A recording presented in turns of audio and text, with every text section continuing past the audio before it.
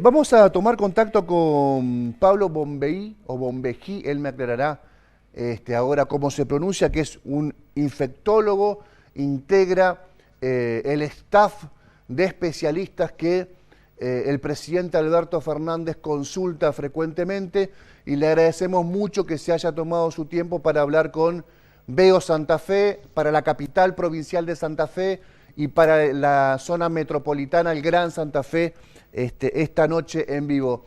¿Qué tal, doctor? Buenas noches. Gracias por recibirnos en su casa, en su consultorio. No sé dónde está en este momento. Gracias. Al contrario, gracias a ustedes por la invitación. ¿Pablo Bombeí o Pablo Bombejí, para pronunciarlo bien? Es Bombeí. Bombeí, muy bien.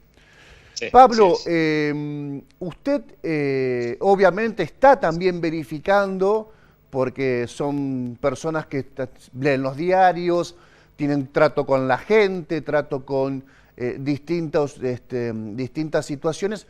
Están verificando que hay, como decía al principio, una tensión entre la necesidad de muchas personas de volver a la actividad económica, que no dicen la salud no me importa, la salud la dejo en segundo plano, sino que dicen yo no puedo pagar mis impuestos, no puedo comer, y por lo tanto tengo que volver a mi kiosco, a mi tienda, a mi comercio lo más pronto posible. Este momento iba a llegar. Se suponía que esta tensión iba a aparecer en algún momento, a pesar de los beneficios que da el gobierno, por ejemplo, con el IFE, con este bono de 10.000 pesos que se está pagando nuevamente. Pero me gustaría saber su opinión en términos generales de cómo observa esta situación ahora.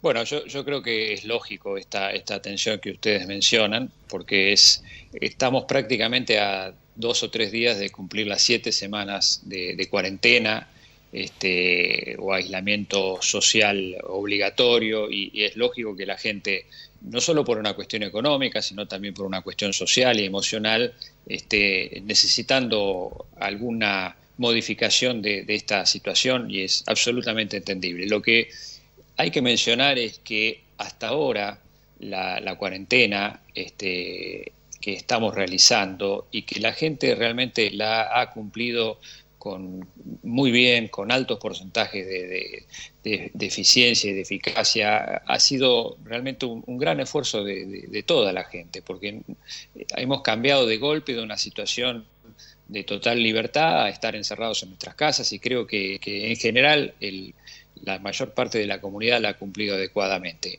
Es lógico que después de un tiempo transcurrido, y además viendo que en otros países las medidas se van flexibilizando, es lógico, y además con la situación económica de por medio, que existan ciertos reclamos a esta altura de las circunstancias.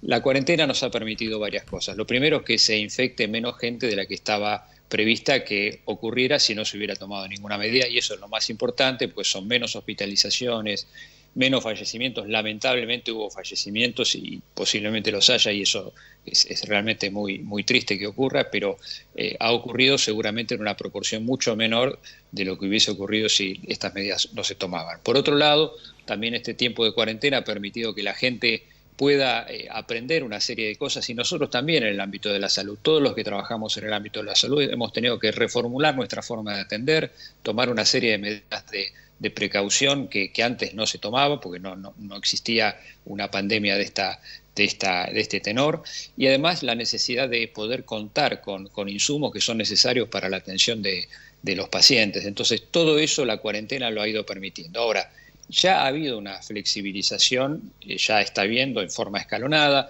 que eso también depende del tiempo de duplicación. Es decir, nosotros al principio, la primera semana de la epidemia, cada 3 días y medio se duplicaba el número de casos. Ahora estamos llegando a 25 días para que se dupliquen los números de casos.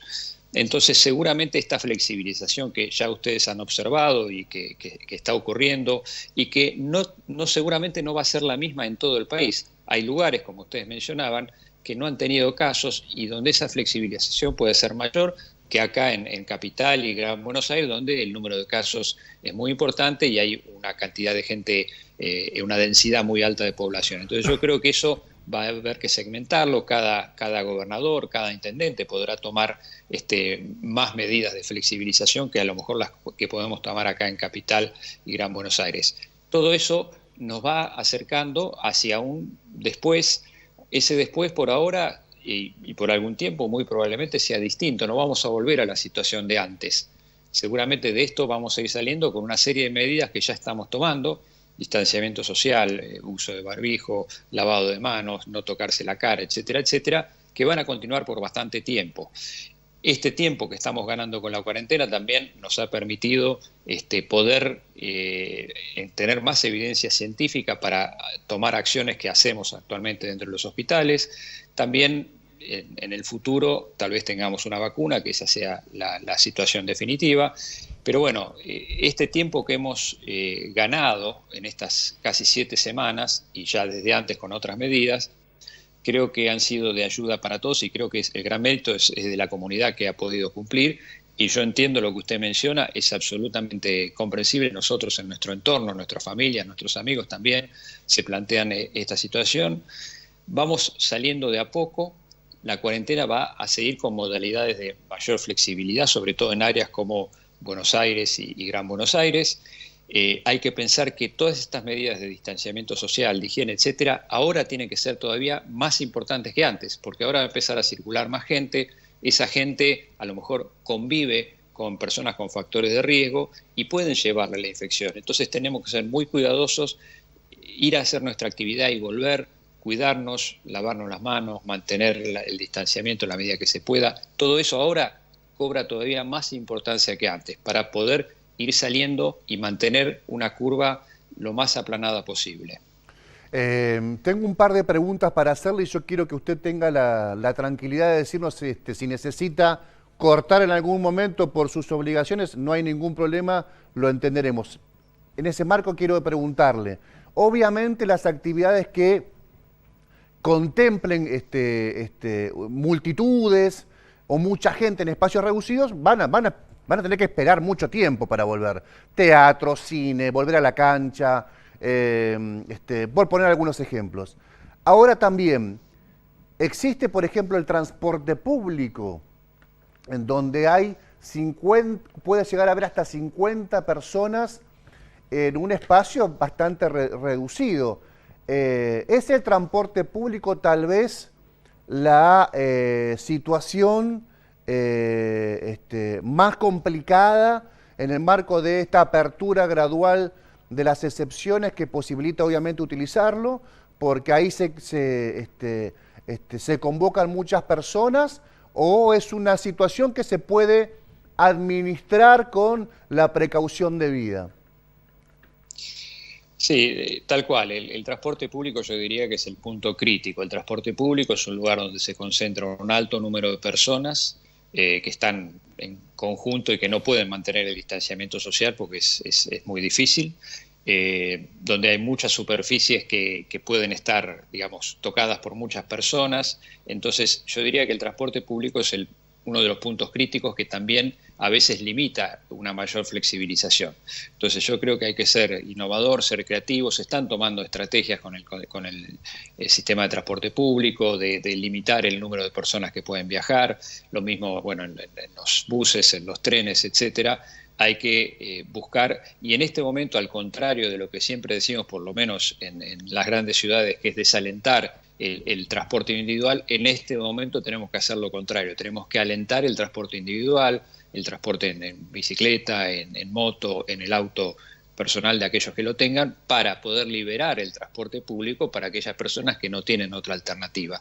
Y al mismo tiempo hay ideas, como yo les decía recién, innovadoras, donde hay pequeñas empresas donde tienen empleados que, bueno, hacen trabajar a los que viven más cerca y pueden desplazar caminando. En fin, hay que ir pensando alternativas que nos permitan empezar a funcionar y poder cuidarnos a todos, digamos. Y el transporte público, como usted mencionaba, es un punto crítico que tenemos que resolverlo de la mejor manera posible.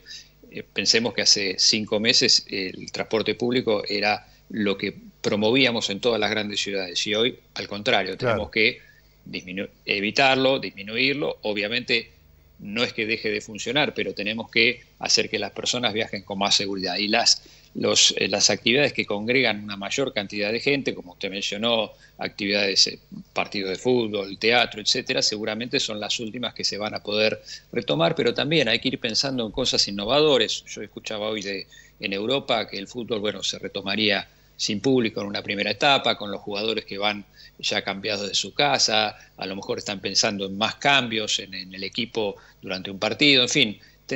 Hay que ser creativos, hay que pensar que el mundo de golpe nos encuentra y tenemos que cambiar para protegernos nosotros, proteger a los demás. Entonces hay que pensar cuáles son esas alternativas que nos permitan ir de a poco retomando una vida que posiblemente por un tiempo no sea la misma que antes, pero tratar de acercarnos a la mayor normalidad posible, pero al mismo tiempo con la mayor seguridad posible. Doctor, quiero preguntarle esto.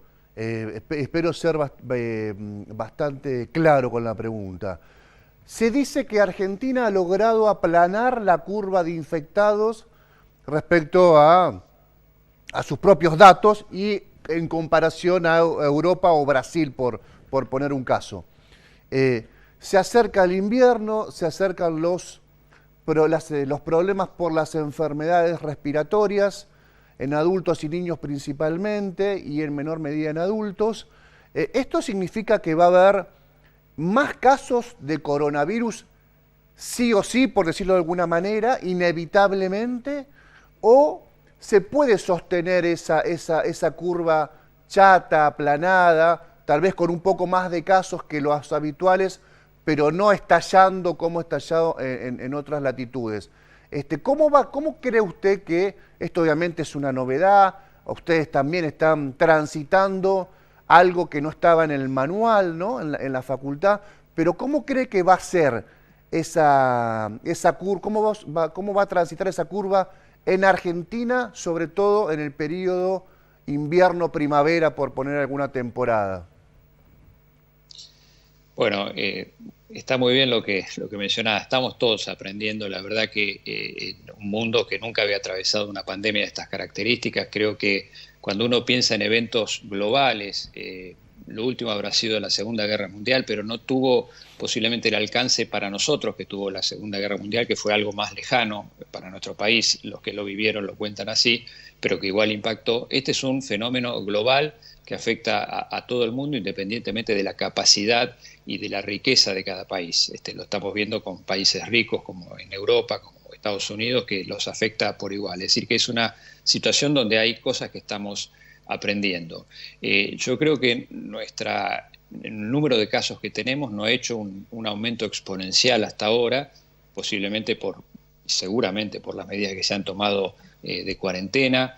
Esto, de hecho, el presidente nos ha dicho que ha hablado con los presidentes de Alemania, de Francia, de Italia, y que ellos le comentaron, digamos, favorablemente lo que veían desde afuera acerca de Argentina. Creo que eso lo tenemos que mantener, y de alguna forma estas medidas de salida, de cuarentena, de flexibilización, de mantener una cuarentena pero con flexibilizaciones adaptadas a la epidemiología de cada distrito, de cada provincia, siendo muy cuidadosos, nos va a permitir mantener esa curva que puede tener algún aumento, pero que lo que pretendemos es que no llegue a un aumento exponencial, que además de afectar a mucha gente con las consecuencias graves que puede tener, también sature el sistema de salud, que si bien está mucho mejor preparado que a comienzos de marzo, también puede llegar a saturarse. Y todo lo que se trabajó hasta ahora justamente fue en ese sentido, estar preparados. Ojalá que no tengamos que usar todas las camas que se prepararon, ojalá que las camas de terapia intensiva sigan sobrando como están sobrando hasta ahora. Para eso nos tenemos que preparar, y para mantener esa curva aplanada, como usted mencionaba, tenemos que trabajar todos, es un objetivo de todos, y eso se va a lograr cuando, en la medida que flexibilicemos la actividad, sigamos cuidándonos mucho para evitar la transmisión, y recordar que estamos en un escenario nuevo y que tenemos que pensar que no podemos por ahora volver a actuar como actuábamos antes, ¿no? Doctor, la última. ¿Es la vacuna, la aparición de la vacuna, obviamente, contra el COVID-19, la que va a dar vuelta a la página respecto a un estado y el otro de la enfermedad, de la pandemia? Esto razonándolo de esta manera, vas, hay muchos científicos que obviamente hay una carrera en este momento de las potencias buscando la vacuna para la cura. Hay muchas personas del mundo de la ciencia, científicos que dicen hasta el 2021 por lo menos habrá que esperar. En ese marco, me imagino un verano con las mismas características de aislamiento, un verano sin ir al club, un verano también con la distancia obligatoria para el cuidado. Hay que pensar en estos términos, doctor, para... Yo sé que queda muy lejos el verano ahora, pero hasta tanto no haya vacuna, ¿hay que seguir pensando en el esquema de aislamiento? Bueno, lo primero es decir que las vacunas, luego del agua potable, es la herramienta más importante desde el punto de vista de salud pública. No nos olvidemos, bueno, yo fui vacunado contra la viruela cuando era chico, la viruela se erradicó, una enfermedad, una infección viral que se erradicó por completo. Lo mismo hemos alcanzado la polio, mucha de la gente que hoy está con vida ha atravesado el momento de la polio en nuestro país y en el mundo y parecía que era algo que nos iba a diezmar a todos y apareció una vacuna y se logró controlar. Lo mismo con el sarampión, logramos un alto alcance en el impacto con la vacunación. Lamentablemente, por distintos motivos, la cobertura de vacunación bajó y empezaron a aparecer los casos nuevamente, pero ha sido una herramienta formidable en la prevención y la mayoría de las vacunas son así. Creo que... espero que con coronavirus también, con este COVID-19 nos ocurra lo mismo. Hay que tener presente que no tenemos vacunas contra ningún coronavirus en el ser humano, es decir, que esta es una vacuna, sería una vacuna nueva. Con la tecnología médica y los avances científicos que tenemos hoy, es altamente probable que tengamos una vacuna disponible en corto plazo, es muy difícil saber cuándo. No nos olvidemos que además es el descubrimiento de una vacuna, demostrar que es segura y que es eficaz. La seguridad es una condición básica de cualquier vacuna que tiene que ser segura. No nos sirve si es eficaz, pero es una vacuna que trae efectos adversos muy importantes. Entonces lo importante es que sea segura y además eficaz, y eso requiere tiempo para probarlo. Yo creo que primero vamos a tener algunas noticias en cuanto a tratamiento. Ustedes saben que hay distintos tratamientos que se están experimentando y estudiando ahora. Es muy probable que eso tengamos noticias antes, porque eso requiere un plazo más corto de investigación, y muy probablemente esos tratamientos también nos permitan estar más tranquilos en cuanto al tratamiento del COVID, que sea exitoso y que permita disminuir el impacto grave que tiene la enfermedad. Y la vacuna, yo pienso que la vamos a tener. Es muy difícil anticipar si esto va a ser en septiembre, en octubre, en noviembre. Hay algunos que hablan en Inglaterra, en Oxford, que se está investigando de tenerla para septiembre, pero al mismo tiempo de tener una vacuna disponible hay que producirla en forma masiva para que llegue a los distintos lugares del mundo. Pero bueno, yo creo que ese resultado lo vamos a tener. Mientras tanto, tenemos que, como dije antes, ser innovadores, ser creativos. Hay que pensar que vamos a ir saliendo de esta cuarentena, vamos a poder hacer muchas actividades que hacíamos antes, pero seguramente con un formato distinto que nos permita estar seguros nosotros y darle seguridad al resto de la comunidad. Y seguramente en el invierno, que es lo que viene ahora, vamos a tener otras infecciones virales, porque todos los inviernos tenemos otros virus que están dando vuelta, que son muy parecidos en cuanto a los síntomas al coronavirus. Pero hay una cosa distinta este año. Este año hemos tomado conciencia y practicamos mucho el distanciamiento social, el lavado de manos, el uso de barbijo, que antes eran cosas que no se hacían. Entonces es muy probable, a mi criterio, que también muchas de esas enfermedades virales, respiratorias, no se den en la intensidad. De hecho, ya tenemos datos que lo que ocurría años anteriores a esta altura con otros virus respiratorios, este año no está ocurriendo, muy probablemente por todas estas medidas. O sea que tenemos que ver, el temor del invierno es lógico, porque uno dice, vienen otros virus y vamos a estar más enfermos todavía. Yo creo que eso lo tenemos que ver y a lo mejor no es lo mismo. Y el coronavirus, en la medida que no encuentre forma de avanzar, que no encuentre gente que no haga el distanciamiento social, que no se lave las manos, es decir, cuando se encuentra bloqueado en su avance, seguramente también va a caer en la curva de avance de casos, y eso también nos va a permitir estar más tranquilos manteniendo las medidas, ¿no? ¿Usted hace cuánto que es médico? Yo me recibí en diciembre del año 1981. Y Así que me me tocó vivir varias Claro, claro, epidemias en mi comienzo con el VIH, que claro, bueno, claro. al comienzo lo que hacíamos era acompañar a los pacientes y tratar algunas cosas que podíamos tratar, pero no podíamos tratar el HIV. Hoy, por suerte, el HIV es una condición y gracias a los avances científicos que se trata, la gente hace una vida normal, responde muy bien a los tratamientos, se ha visto. Eso llevó algunos años. Lo que estamos viendo en 5 meses de epidemia es los avances científicos que estamos viendo y seguramente que vamos a ver va a ser todavía mucho más importante. En el año 2009 también me tocó participar, como a todos, en la pandemia de gripe, que uno a priori parecía que va a ser de un impacto mucho mayor de lo que ha sido, pero bueno, fue un impacto también importante, así que he vivido muchas cosas dentro Sí. de mi especialidad y esta es nueva, es muy distinta, pero bueno, es algo que realmente nos impacta a todos y que todos queremos que se resuelva lo antes posible y de la mejor manera Y posible. además siendo una gran tragedia a nivel mundial, ser contemporáneo, ¿no? Médico infectólogo y ser contemporáneo a este momento, la verdad que debe ser, debe atravesar muchas sensaciones, ¿no? Un especialista como usted, más allá de, insisto, de lo negativo que tiene la pandemia, es además la convocatoria del presidente, la verdad que deben pasar muchas sensaciones por su cabeza todo el tiempo, y tendrá algo que contar seguramente después cuando haya alguna respuesta, alguna vacuna, seguramente va a tener más que una anécdota para contar usted, doctor, ¿no? En una sobremesa, en una reunión de amigos, en una reunión familiar, porque está atravesando un momento histórico y además justo un infectólogo, es una cuestión muy importante. Así que le agradezco mucho, doctor, por su tiempo, Seguramente. y le Al agradezco contrario. por todo lo que están haciendo, colaborando con el presidente, colaborando con todos los argentinos para hoy por hoy ser un ejemplo a nivel mundial de cómo se ha tramitado, de cómo se ha gestionado este problema tan grave. Gracias y que tenga buenas noches, doctor. Gracias a ustedes. Buenas noches.